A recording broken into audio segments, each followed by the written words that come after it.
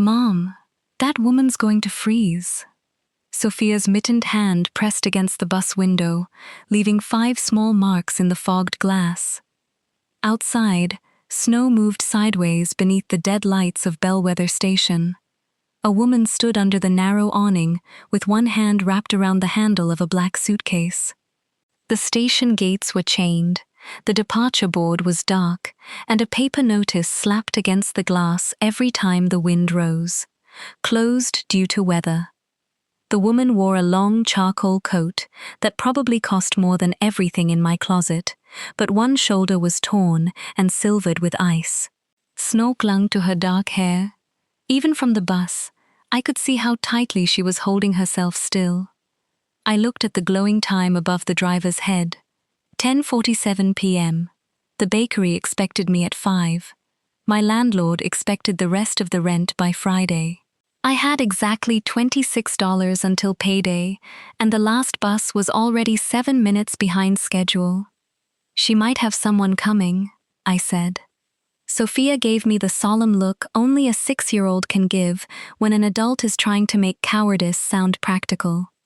The driver pulled the doors closed. I saw the woman try her phone again. Nothing. Then the station lights went out completely. "Wait," I called. The driver sighed, but he opened the doors. Cold hit like a physical blow. I stepped down with Sophia, our grocery bag, and the certain knowledge that one generous decision was about to complicate every part of my life. The woman watched us approach. She was perhaps 15 years older than me, though the storm made age difficult to judge.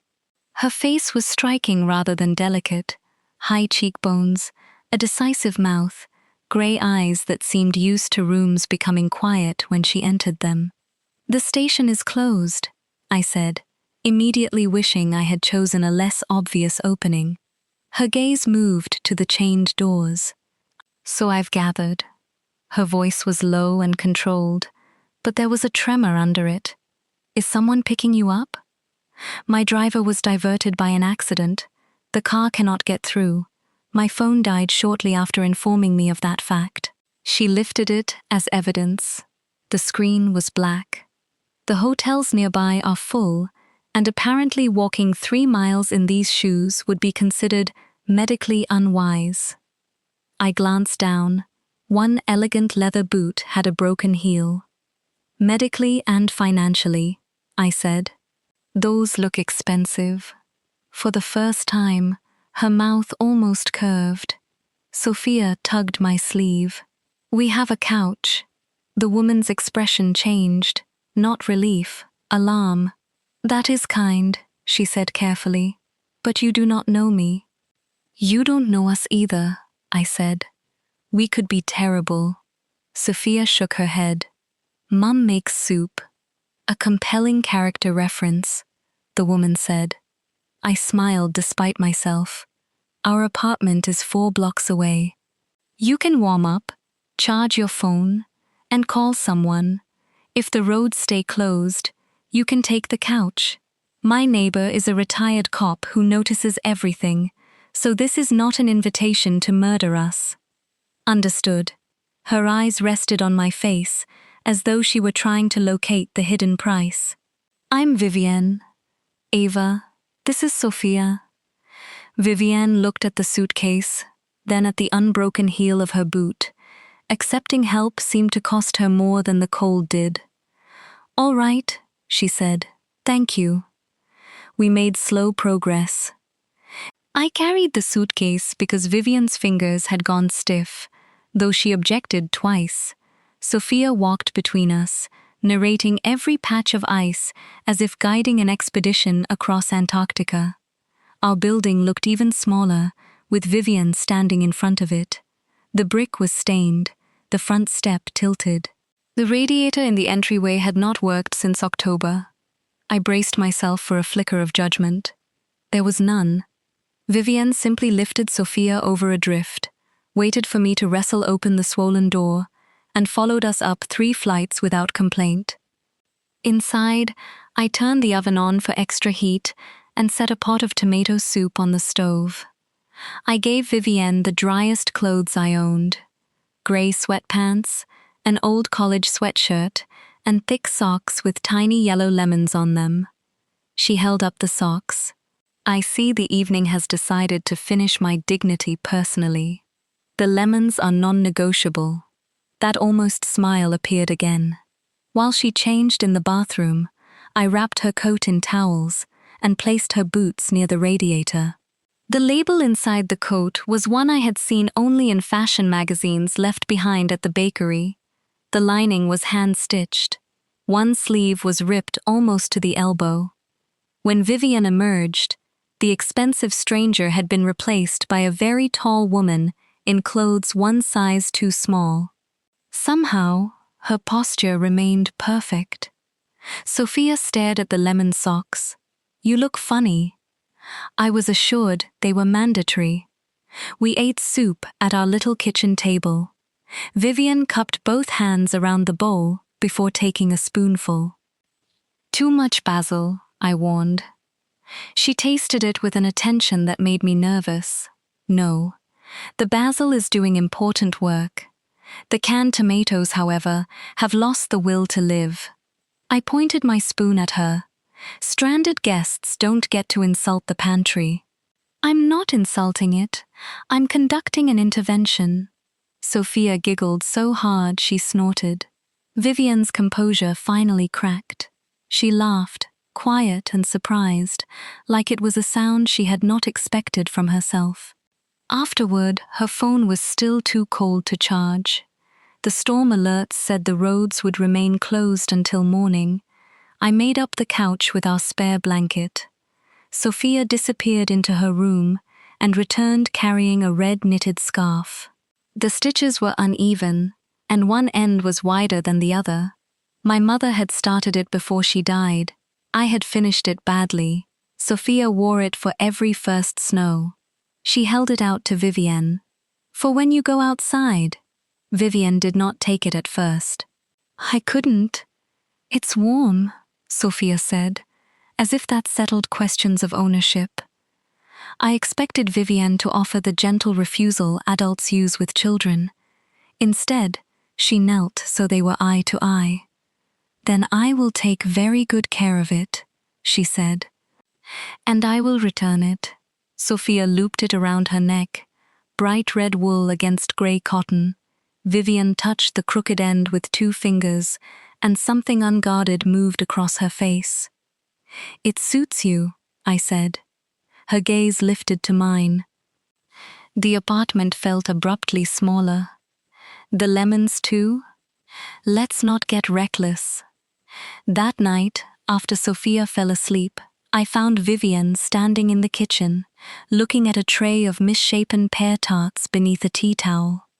"Those are evidence," I said. "Of a crime? Of practice? I'm applying for pastry jobs that don't involve writing happy divorce on supermarket sheet cakes." She looked more closely without touching. "The lamination is good. The butter broke through. On 2, not the 3rd. I leaned against the counter. "You know pastry? I know what careful work looks like." She said it without flattery. Her attention moved over the tiny apartment, the stack of overdue notices hidden badly beneath a cookbook, Sophia's drawings taped over a water stain, the uniform I had set out for a shift beginning in less than 6 hours. "You should sleep," she said. "So should you. I am not accustomed to sleeping in other people's homes. I'm not accustomed to finding elegant women abandoned at transit hubs. We're both expanding our range." This time, her smile arrived fully. It transformed her face. For one dangerous second, I forgot the rent, the alarm clock, and the fact that she would be gone in the morning. Then Sophia called for water, and the moment closed. At 4:30, my alarm did not ring. The overnight power interruption had reset the cheap clock beside my bed.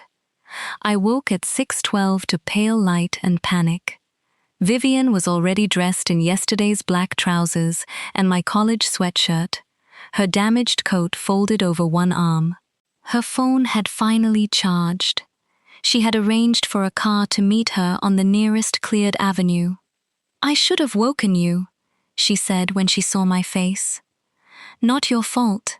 I pulled on jeans under my nightshirt. "Sophia's school is closed. Mrs. Chen can watch her, but she doesn't wake up until 7. The bakery's across town. Let me help. Unless you can move a bus through snow, we're past help." She went very still. "Ava, you needed somewhere warm. I made a choice. Don't turn it into a debt." Her expression told me she was not a woman accustomed to leaving debts unpaid. I dropped Sophia with Mrs. Chen at 7, then ran 3 blocks to a bus route still operating. I reached the bakery at 8:23, more than 3 hours late. My manager, Dennis, was waiting beside the register with my spare apron folded in his hands. "I called," I said. "The power went out, school closed, and the Langford order went out late." My stomach dropped. The Langfords were the bakery's biggest corporate client. "I can stay. I'll cover the closing shift." This is the 3rd scheduling problem in 2 months. The first was when Sophia had strep. The second was a burst pipe in my building. And today? I thought of the red scarf around Vivian's neck and the dead station lights. Today I helped someone. Dennis gave me the tired look of a man who considered compassion a clerical error. "I'm sorry, Ava." He was not. I took the apron. When I stepped outside, my landlord's message waited on my phone. Friday means Friday, no more extensions. I sat on an overturned milk crate in the alley behind the bakery and did the math 3 times, hoping desperation might change arithmetic. It did not. 2 hours later, Dennis opened the back door so quickly it struck the wall. "Ava." His face had lost all its color. "There's someone here asking for you. If it's the landlord, tell him I died. It's Vivian Vale." The name meant nothing for half a second. Then Marcy, the cashier, appeared behind him. "Vivienne Vale," she whispered. "Vale and Vine. Lumen, Ardent, the Crown Table. She owns all of them." I knew those names. Everyone in food did.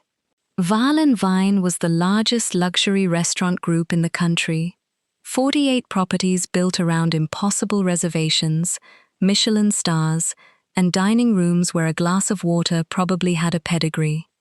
"She's the founder," Marcy added unnecessarily. "She's worth billions." At the mouth of the alley, a black car idled against the snowbank. A driver held the rear door. A woman in a navy suit stood beneath an umbrella, scanning the street with the watchfulness of security. And between them was Vivienne.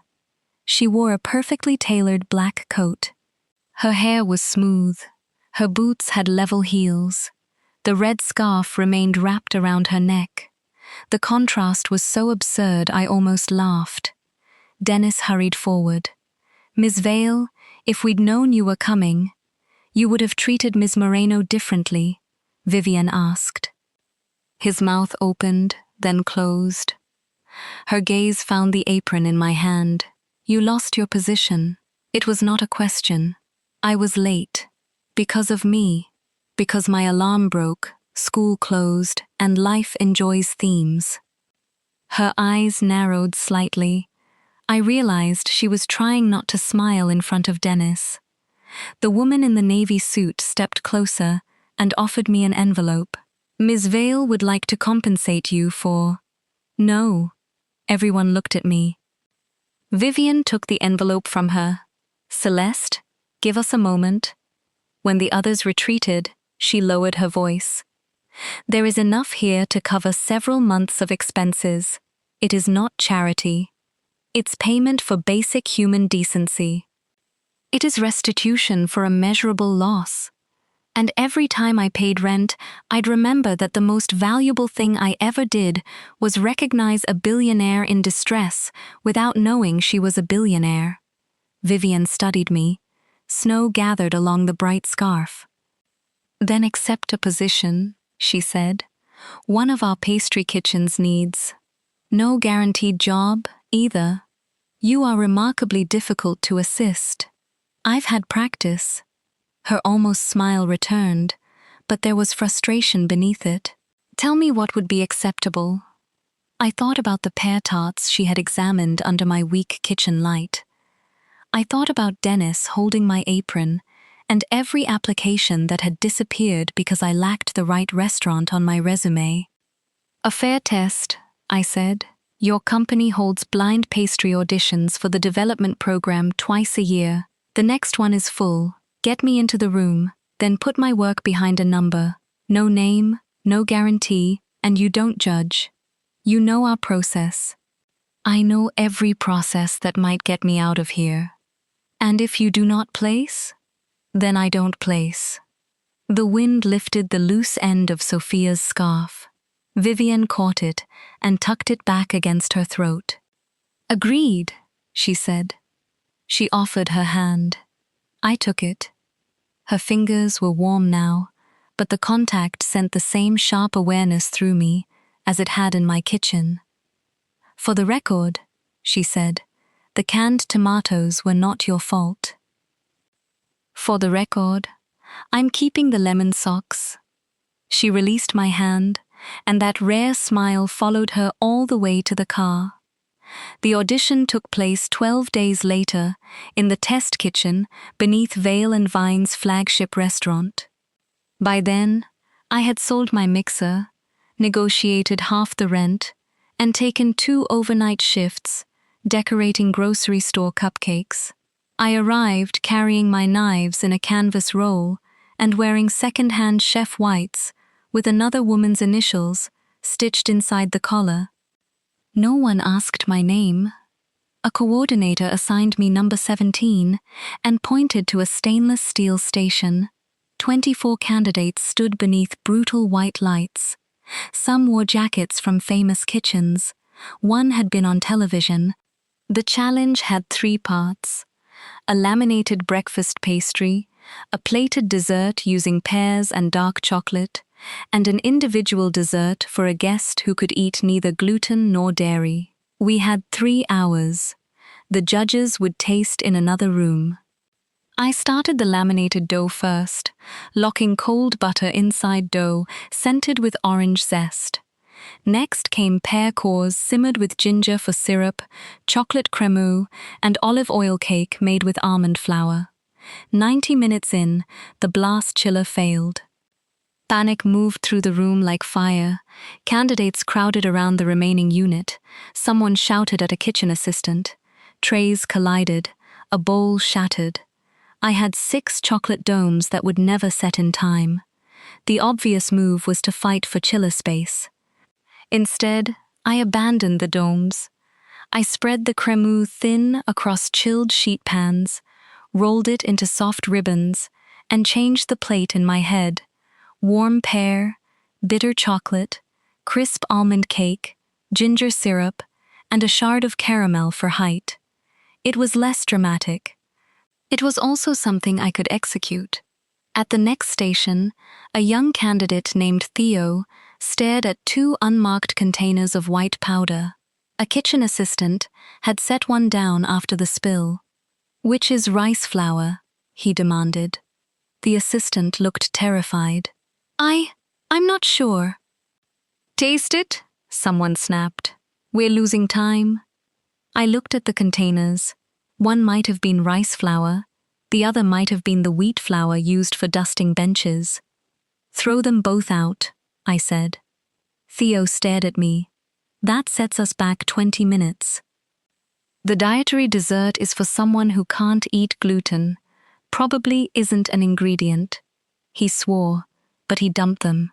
I asked the coordinator for sealed replacements and lost 7 minutes filling out the contamination report. It was not a popular decision. It was the correct one. With 30 minutes left, my first tray of pastries leaked butter at the seams. I could hear my old instructor telling me not to send work I would apologize for. I baked the second tray hotter, rotated it early, and used the imperfect first batch as a test. I adjusted the pear filling with lemon and salt, then plated only what survived close inspection. When time was called, I had 3 desserts instead of the showpieces I had imagined. The breakfast pastry was a twisted orange cardamom knot with pear at its center. The plated dessert was warm fruit, dark chocolate, almond cake, and ginger. Simple enough that every error would show. The dietary dessert was a small olive oil cake with roasted pear and rosemary sugar. On the card beside it, I wrote, "A restriction should change the method, not reduce the guest's pleasure." Then I walked out without seeing a single judge. The call came the next afternoon. Number 17 had placed first. My new title was Pastry Development Associate, a phrase so polished I was afraid to touch it. The salary covered rent, after-school care, and groceries without mental subtraction in every aisle. More importantly, the work was mine. On my first morning at Lumen, executive pastry chef Reena Shah handed me the judges' scorecards. I had ranked highest in flavor, adaptation, and food safety. My lamination score was 4th. "You make sensible decisions when a room becomes stupid," Reena said. "That is harder to teach than puff pastry." "Did Ms. Vale participate in the scoring?" Reena's eyebrows rose. "The founder does not judge entry auditions." It was not quite the answer to the question I had asked, but relief kept me from noticing. Vivian did not visit the kitchen for 3 weeks. When she finally arrived, every conversation stopped half a beat before everyone pretended it had not. She moved through the room with Chef Reena and 2 regional directors, asking precise questions about waste, sourcing, and the new winter menus. She treated me exactly as she treated everyone else. I told myself I appreciated it. Then she reached my station, where I was testing a pear dessert for Ardent. "Ms. Moreno," she said. "Ms. Vale." Her eyes settled on the plate. "Are the tomatoes recovering?" Chef Reena looked between us. "It's too soon to tell," I said. "They're taking it 1 can at a time." That almost smile touched Vivian's mouth. A private joke in a room full of people who knew her only as a signature on the top of the company. Then she tasted my dessert. I watched her face before I could stop myself. "You removed the caramel," she said. "It was decorative noise." One of the directors frowned. "Guests photograph height. Guests eat flavor," I said. "The pear is delicate. Burnt sugar turns it into background." Silence followed. Perhaps contradicting a regional director during my first month was unwise. Vivian took a second bite. "Miss Moreno is correct." Pride warmed me, followed immediately by annoyance that her approval mattered. She set down the spoon. "What I admire is not that you simplified it. It is that you knew exactly what the plate could lose without becoming less." Specific admiration was more dangerous than praise. It meant she had paid attention. That evening, an assistant delivered a small box to my station. Inside were the lemon socks, laundered and folded, with a note in spare black handwriting. "The scarf remains on temporary loan. Its owner drives a severe bargain." Sophia was thrilled. "Does she have kids?" she asked. "I don't think so." "Then who tells her when she's being bossy?" 48 restaurant managers, probably. "You should invite her to the bake sale." "Absolutely not." Sophia decorated an invitation with red hearts and yellow lemons. 2 days later, she slipped it into the pocket of my chef's jacket. It fell onto the conference table during a menu review. Vivian picked it up. "A matter requiring executive attention?" A hostile act by a minor. She read the purple crayon lettering. Saturday at 11. You are not obligated. Your daughter loaned me emergency winter equipment. I take stakeholder relations seriously. She came alone. No driver waited at the curb, and no assistant carried her coat. Vivian wore dark jeans, a cream sweater, and Sophia's red scarf. She looked less like a billionaire and more like a woman I might have met in a bookstore and spent an hour inventing reasons to speak to. The school gym smelled of coffee and sugar. Sophia launched herself at Vivian, then froze inches away, remembering perhaps that elegant CEOs were not automatically huggable. Vivian opened her arms. Sophia crashed into them. I had to look away. At our table, we sold brown butter apple bars for $2 each.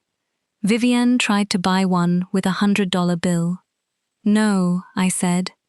I was informed this was a fundraiser. You can buy one bar for $2 like everyone else. I do not have $2. Then the market has rejected you. She glanced around, walked to the coffee table, and returned after persuading a startled father to break the bill. She bought one apple bar and put exactly $2 in Sophia's tin. She did not buy the table. She did not turn generosity into a performance. She sat in a folding chair while Sophia explained the economics of glitter stickers, then spent 20 minutes repairing a fallen paper banner with tape caught in her hair. I saw her differently after that. Not softer. Softness suggested her strength had disappeared. It had simply made room. When we carried empty trays to my car, snow began to dust the parking lot. Thank you for coming, I said. I enjoyed being financially humbled. It builds character. We stood beside my dented hatchback, close enough that I could see a faint streak of flour on her sweater. I reached to brush it away, then stopped before touching her. Her attention dropped to my hand, then to my mouth. The air changed. Vivian moved one step closer. My pulse stumbled. Then she stepped back. You work for my company, she said quietly. I'm aware. I have spent my career watching powerful people describe desire as permission. I will not do that to you. The withdrawal stung, though I respected her for it. So, this is nothing? I asked. Her expression was steady, but her voice was not. It is precisely because it is not nothing that I am stepping away. She unwound the red scarf and handed it to Sophia through the open car door. Then she walked toward the subway, refusing even the power of a waiting car. For the next 2 months, we were professionally flawless. It might have worked if the Winter Harbor Foundation Gala had not tried to collapse in real time. Vale and Vine was catering dessert for 600 guests. My team had built a chocolate and hazelnut centerpiece for every table and prepared 600 glazed pear entremets in a refrigerated truck. 3 hours before service, the truck's cooling unit failed. By the time it reached the museum, the glazes had slid, the mousses were soft, and condensation had turned the chocolate decorations limp. $10,000 of dessert looked like it had been left in the rain. The banquet director wanted to serve it anyway under dimmer lights. No, I said. The ballroom opens in 90 minutes. Then we have 90 minutes to serve something we're not ashamed of. Chef Rena was trapped across town by another event. I was the senior pastry person in the room. I cut open one of the entremets. The centers were still food safe, but they would not survive unmolding. In the museum kitchen, I found cases of oranges intended for cocktails, sheets of frozen puff pastry, tubs of hazelnuts, and enough cream for coffee service. We stop pretending these are individual cakes, I told the team. Scrape the pear mousse into piping bags. Bake the puff pastry hard and flat. Toast every hazelnut. We'll make 600 composed mille-feuilles directly on the plates. The banquet director stared. That is not the approved menu. Neither is food poisoning or 600 collapsed domes. We worked like the building was on fire. I paired experienced cooks with volunteers, turned the chocolate centerpieces into shards, and asked the bar for orange liqueur to sharpen the pear. When one dishwasher began crying after dropping a rack of plates, I moved her to zesting oranges beside me and gave her a job she could finish. Vivian arrived during the final half hour in a black evening suit, with donors and board members trailing her. She took in the destroyed desserts, the replacement plates, and me with mousse on my sleeve. "What do you need?" she asked. "Authority to take the coffee cream and delay speeches by 12 minutes. She did not ask me to justify either request. Done. Then she left the kitchen.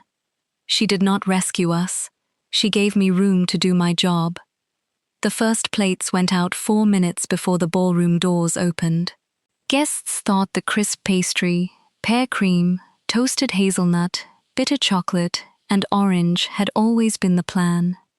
The foundation director called it the best dessert they had served in 11 years. After midnight, I found Vivian, alone on the museum terrace. Snow drifted beyond the stone railing. Music pulsed faintly through the doors. "You saved the service," she said. "The team saved it. You made the decision that allowed them to." I leaned on the railing beside her. "You delayed a senator's speech for 12 minutes. Historians may thank you." She laughed. Then the silence between us deepened. "I thought about the school parking lot for an irresponsible amount of time," I admitted. Her eyes closed briefly. "So, did I? I don't want favors. I know. I don't want to wonder whether every good review came because you stood near the reviewer. I know that too. But I stopped."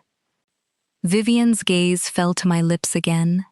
She took half a step forward, close enough that warmth moved between us despite the snow. Then she looked toward the glass doors, where our reflections stood beneath the Veil and Vine logo. "Not while your work can be affected by my answer," she said. She went inside first. The photograph that later caused trouble showed only that moment, the billionaire and the pastry chef alone in the snow, standing too close. At work, whispers followed.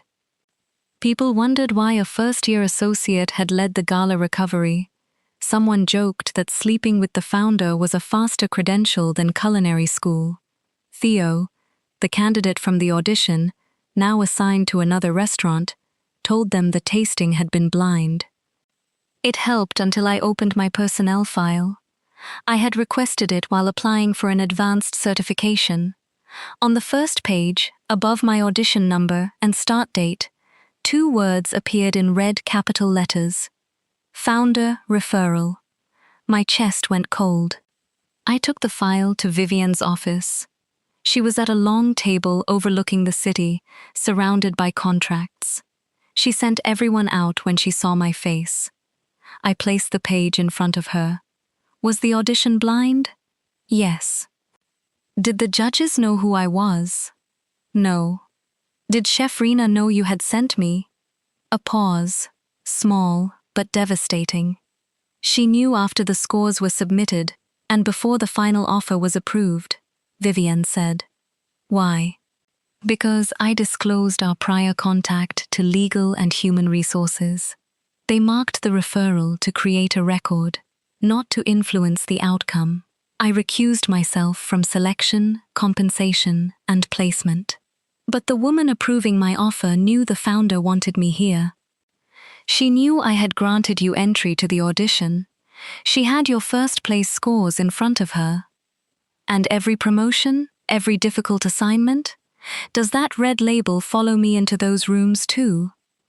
Vivian did not offer me a comforting lie. It is visible to human resources and senior management, she said. I believe transparency would protect you. You believed a mark connecting me to you would protect me from being connected to you. Pain crossed her face. I believed the facts would be enough. I thought of the applause at the gala, Rena's praise, and every colleague who had watched Vivian agree with me.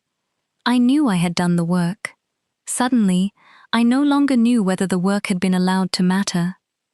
You should have told me. Yes. No defense, no manipulation. Somehow, that made it hurt more. I'm resigning. Vivian's hands tightened once on the edge of the table, then relaxed. She could have offered more money, a transfer, a promotion, or a threat wrapped in policy. She could have reminded me that rent was not theoretical and Sophia depended on me. She did none of those things. Human resources will waive notice, she said. Your record will state that you left in good standing. If you want a reference, Chef Rena can provide one without my involvement. I don't want anything from Vale and Vine. Her face became very still. Then you will have nothing from us. I turned toward the door. Ava. I stopped. Your audition was yours, she said. The gala was yours. I understand why you cannot believe that here, but I will not let your anger make me lie about your talent. I left anyway. For 10 days I heard nothing from Vivienne. That was what I had asked for. It felt terrible. I picked up grocery store shifts again and sent applications to restaurants outside the Vale and Vine network. Chef Rena emailed a reference letter. I deleted it unopened, then recovered it from the trash because pride did not pay for Sophia's school shoes. The most promising opening was at Rowan House, a small independent hotel with one dining room, a loyal local clientele, and no connection to Vivian's company. They needed a head pastry chef. I nearly did not apply. The title seemed 3 years beyond me. Sophia sat beside me at the kitchen table while I stared at the application. Are you scared? She asked. Professionally cautious. That means scared, I applied. Rowan House chose finalists through an anonymous guest tasting. We were given a number, access to the same pantry, and one instruction: make the dessert that should end a winter meal at the hotel. The other finalists built sugar sculptures and mirror-glazed cakes. 6 months earlier, I might have tried to prove I belonged by doing the same. Instead, I made warm brown butter apple cake with cider poached fruit, cold creme fraiche, and a thin rye crisp. It was comforting without being childish, precise without demanding applause. I removed 2 decorative elements before service because they did not improve the bite. The guests chose number 4. Me. When General Manager Leah Brennan offered me the job, she did not know about the train station, the audition, or the gala. She knew only what had been on the plate. I went into the hotel's supply closet, closed the door, and cried into a stack of clean napkins. Then I called Sophia. Head pastry chef, she screamed. Head pastry chef. Does that mean you're the bossy one now? Apparently, it's a growth industry. For the first time since leaving Vale and Vine, I wanted to call Vivienne. I did not. Rowan House announced my appointment on a Monday. On Wednesday morning, a gossip site published the museum photograph. The headline read, "Billionaire's secret pastry chef lands another sweet deal." The article claimed I had taken Vivienne home during the storm after recognizing her, used an affair to secure a place in the audition, and leveraged her influence into my new position. It called me a single mother Cinderella with excellent timing. Anonymous sources described private jokes, special assignments, and the founder referral in my file. By 9, parents at Sophia's school had shared it. By 10, a reporter waited outside Rowan House. By 11, Leah asked me into her office. Did Vale and Vine arrange your hire? She asked. No. Did Vivian Vale contact anyone here? Not to my knowledge. Leah held my gaze for a long moment. Good. Because the tasting panel chose you, and I intend to say so. Relief left me weak. My phone rang as I left her office. Celeste, Vivian's chief of staff. Ms. Vale would like permission to respond publicly, she said. If you decline, the company will make no statement about you. I stopped in the service corridor. She's asking? She was very clear that we were not to act without your consent. A proposed statement is in your email. You may change it, approve it, or refuse it. The draft was 6 sentences long. Vale and Vine confirmed that I had entered its pastry audition through a founder referral, that all tasting and scoring had been anonymous, and that Vivienne had recused herself from hiring and compensation. It said I placed first on aggregate scores, led the gala recovery as the senior pastry employee on site, and resigned voluntarily. It confirmed that Rowan House was independent and had received no call, investment, or recommendation from anyone at Vale and Vine. The final sentence read, Ms. Moreno's career is the result of her own professional judgment and talent. Suggesting otherwise diminishes work our industry should be proud to recognize.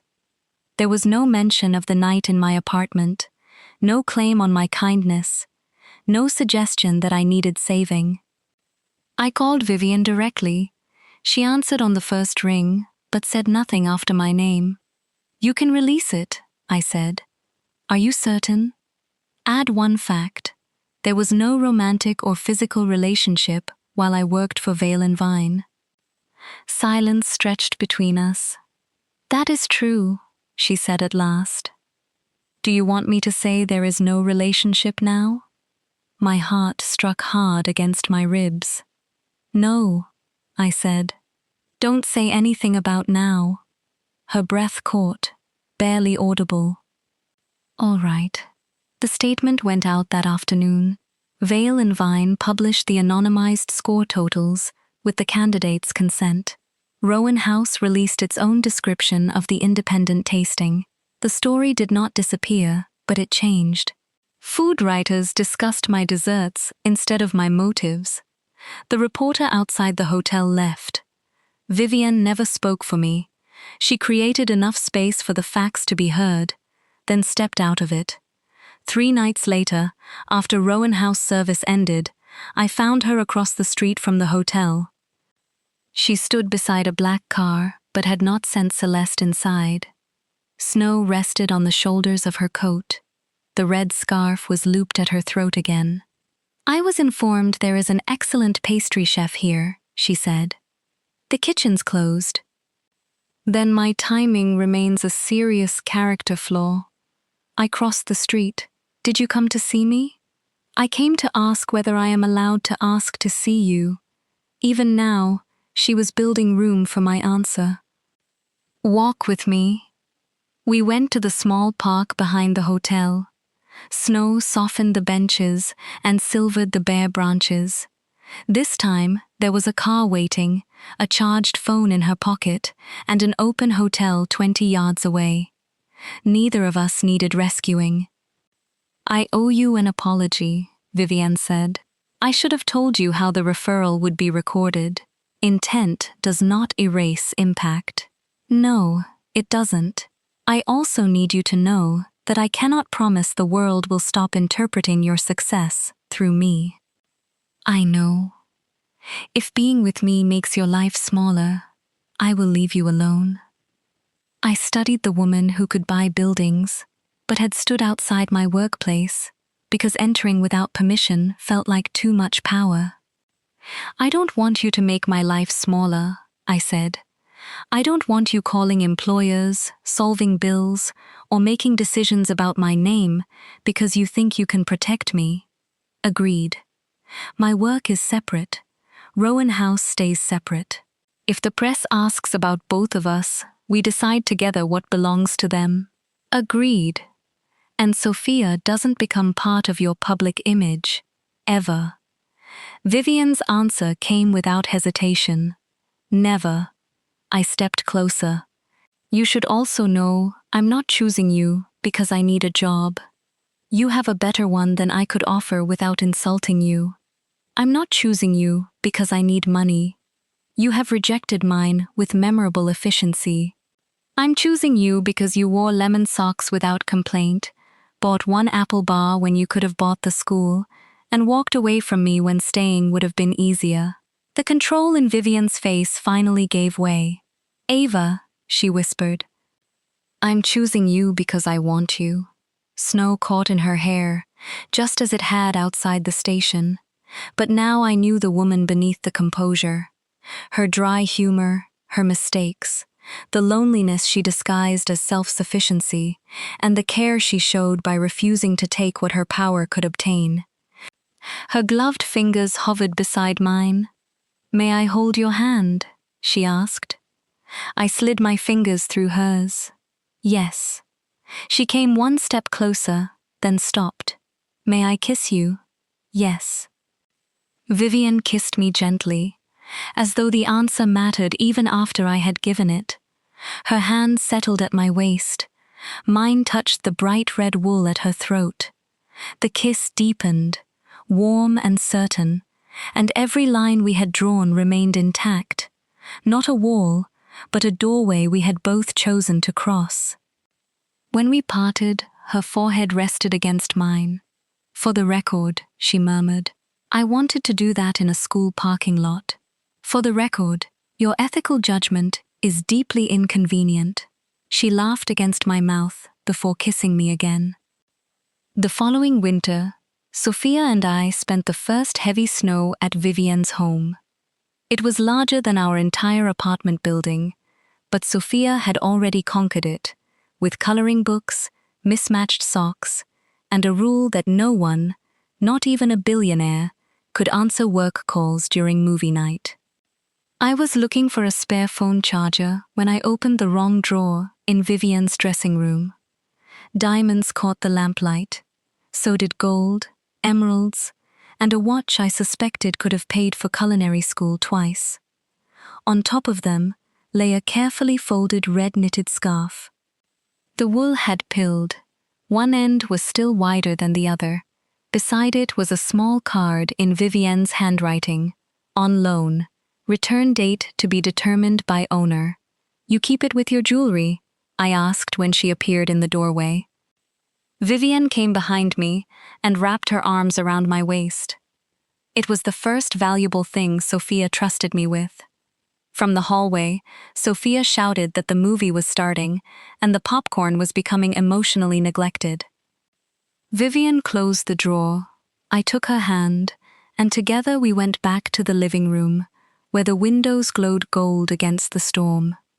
Snow kept falling beyond the windows, but this time neither of us was waiting alone in it.